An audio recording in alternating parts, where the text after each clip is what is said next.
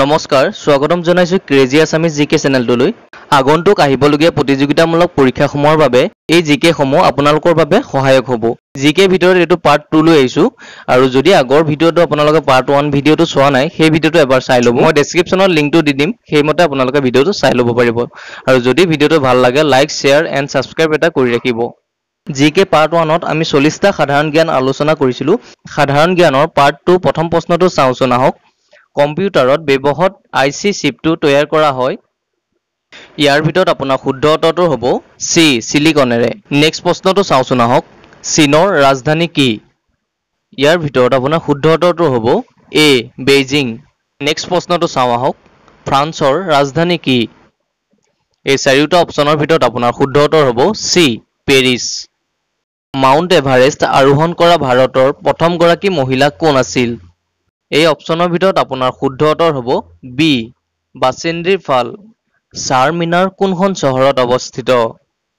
এই চাৰিটা অপচনৰ ভিতৰত আপোনাৰ শুদ্ধ উত্তৰ হ'ব সি হায়দৰাবাদ ভাৰতৰ আটাইতকৈ ডাঙৰ ৰাজ্য কোনখন ইয়াৰ ভিতৰত আপোনাৰ শুদ্ধ উত্তৰটো হ'ব সি ৰাজস্থান ভাৰতৰ কোনখন ৰাজ্যত আটাইতকৈ দীঘল উপকূল আছে ইয়াৰ ভিতৰত আপোনাৰ শুদ্ধ উত্তৰটো হ'ব সি গুজৰাট সৰ্বাধিক জনসংখ্যা ঘনত্ব থকা মহাদেশ কোনখন এই চাৰিটা অপচনৰ ভিতৰত আপোনাৰ শুদ্ধ উত্তৰটো হ'ব বি এছিয়া আমাৰ শৰীৰৰ কোনটো অংশই তেজ পৰিশোধক হিচাপে কাম কৰে ইয়াৰ ভিতৰত আপোনাৰ শুদ্ধ উত্তৰটো হ'ব বি বৃক্ক নেমুত পোৱা এচিডৰ নাম কি এই চাৰিটা অপচনৰ ভিতৰত আপোনাৰ শুদ্ধ উত্তৰটো হ'ব ডি সাইট্ৰিক এচিড পৃথিৱীৰ আটাইতকৈ সৰু সাগৰখনৰ নাম কি এই চাৰিটা অপচনৰ ভিতৰত আপোনাৰ শুদ্ধ উত্তৰ হ'ব সি আৰ্কটিক মহাসাগৰ দ্বিতীয় বিশ্বযুদ্ধ কোন বছৰত আৰম্ভণি হৈছিল ইয়াৰ ভিতৰত আপোনাৰ শুদ্ধ উত্তৰ হ'ব সি 1939 চনত নোবেল বঁটা লাভ কৰা প্ৰথম ভাৰতীয় মহিলা কোন আছিল ইয়াৰ ভিতৰত আপোনাৰ শুদ্ধ উত্তৰটো হ'ব বি মাদাৰ টেৰেছা সানি শৰীৰৰ কোনটো অংশৰ সৈতে সম্পৰ্কিত এক ৰোগ আপোনাৰ শুদ্ধ উত্তৰ হ'ব সি চকু অলিম্পিকৰ পতাকাত কিমানটা আঙুঠি আছে ইয়াৰ ভিতৰত আপোনাৰ শুদ্ধ উত্তৰটো হ'ব সি 5টা নিম্নলিখিত কোনটো প্ৰাণী পানী অবিহনে আটাইতকৈ দীঘলীয়া সময় জীয়াই থাকিব পাৰে ইয়াৰ ভিতৰত আপোনাৰ শুদ্ধ উত্তৰটো হ'ব সি নিগনি পৃথিৱীৰ প্ৰথম হিন্দী ভাষা কোৱা ৰবটটোৰ নাম কি ইয়াৰ ভিতৰত আপোনাৰ শুদ্ধ উত্তৰ হ'ব এ ৰশ্মি ইয়াৰ নেক্সট প্ৰশ্নটো চাওঁচোন আহক জোহানবাৰ্গ কোনখন দেশৰ হয় ইয়াৰ ভিতৰত আপোনাৰ শুদ্ধ উত্তৰটো হ'ব ডি দক্ষিণ আফ্ৰিকা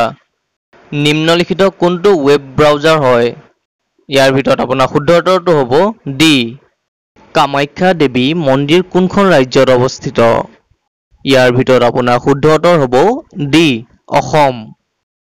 ভাৰতৰ মহাকাশ গৱেষণা সংস্থা ইছৰোৰ মুখ্য কাৰ্যালয় ক'ত আছে ইয়াৰ ভিতৰত আপোনাৰ শুদ্ধ উত্তৰটো হ'ব সি বেংগলোৰ কোন বছৰত পলাচিৰ যুদ্ধ হৈছিল ইয়াৰ ভিতৰত আপোনাৰ শুদ্ধ উত্তৰটো হ'ব সি 1775 চনত উদ্ভিদৰ বিকাশৰ হাৰ কোনটো সঁজুলিৰ দ্বাৰা জোখা হয় আপোনাৰ শুদ্ধ উত্তৰটো হ'ব বি অক্সানোমিটাৰ প্ৰথম বিশ্বযুদ্ধ কোন বছৰত সমাপ্ত হৈছিল আপোনাৰ শুদ্ধ উত্তৰ হ'ব সি 1918 ফাউণ্টেইন পেন প্ৰথমে ক'ত ব্যৱহাৰ কৰা হৈছিল ইয়াৰ ভিতৰত আপোনাৰ শুদ্ধ উত্তৰটো হ'ব অপচন বি ইজিপ্ত ভাৰতত উচ্চতম ন্যায়ালয়ৰ ন্যায়াধীশ কোনে নিযুক্ত কৰে ইয়াৰ ভিতৰত আপোনাৰ শুদ্ধ উত্তৰটো হ'ব সি ৰাষ্ট্ৰপতিয়ে সাগৰত পানীৰ গড় লৱণতা কিমান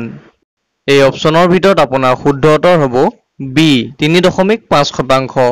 সৌৰজগতৰ কোনটো গ্ৰহক গেছ দানৱ গ্ৰহ বুলি কোৱা হয়